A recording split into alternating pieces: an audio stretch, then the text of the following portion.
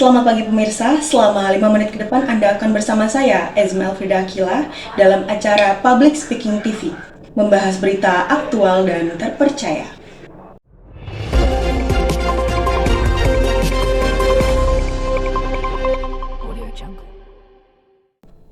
Berita terkini, pengertian public speaking. Public speaking merupakan proses berbicara di depan umum atau kepada orang yang terstruktur dan sebagai upaya untuk mempengaruhi dan menghibur halayak atau publik. Mengapa kita harus menguasai public speaking?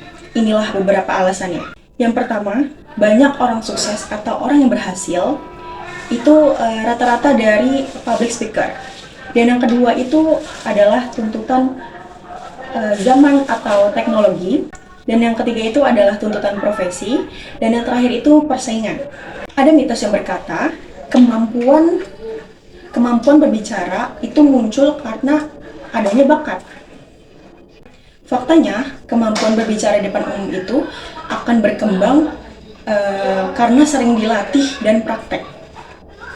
Terus apa yang menghalangi kita untuk bisa melatih dan praktek? Penyebabnya adalah rasa gugup atau rasa takut. Solusinya itu adalah kita harus sering latihan dan sering memperbanyak jam terbang. Latihan juga bisa setiap hari dan setiap saat. Ketika ingin berbicara kepada teman dekat, kita mencoba untuk belajar menjadi public speaker, seperti itu. Yang kedua itu adalah perbanyak doa. Jadi ketika Anda atau kalian ingin melakukan public speaking, itu harus memperbanyak doa, sholawat, dan lain sebagainya agar dijauhi oleh agar bisa menghindari rasa takut atau rasa gugup tersebut. Dan kalau bisa juga ditambah dengan baca Rabbi Shrah li Sadri. And remember, know yourself, know your audience, and know your material. Selanjutnya adalah tips presentasi yang baik dan benar.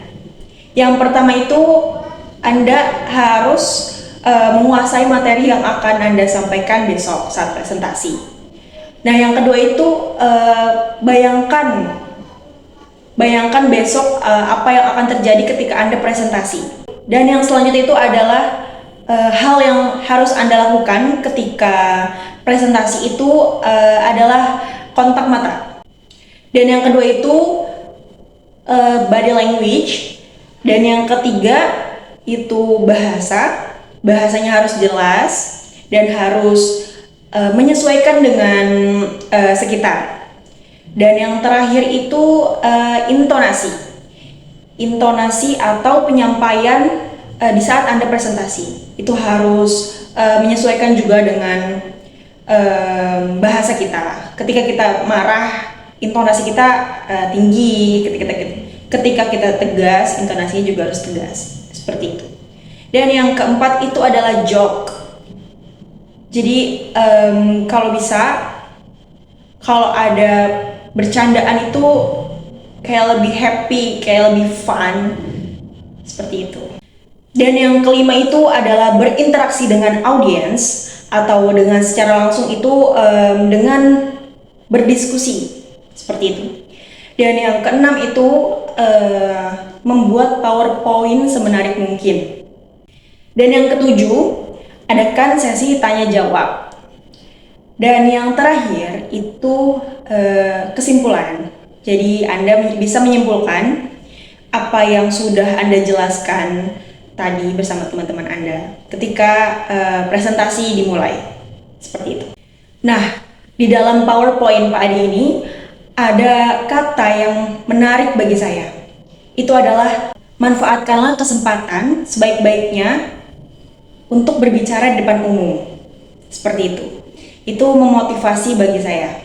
Karena dengan kita belajar berbicara di depan orang lain atau di depan orang yang tidak kita kenal, itu akan meningkatkan rasa percaya diri untuk diri kita sendiri. Seperti itu. Demikian berita dari saya Ezma Elfrida Akila, pamit undur diri dan sampai jumpa.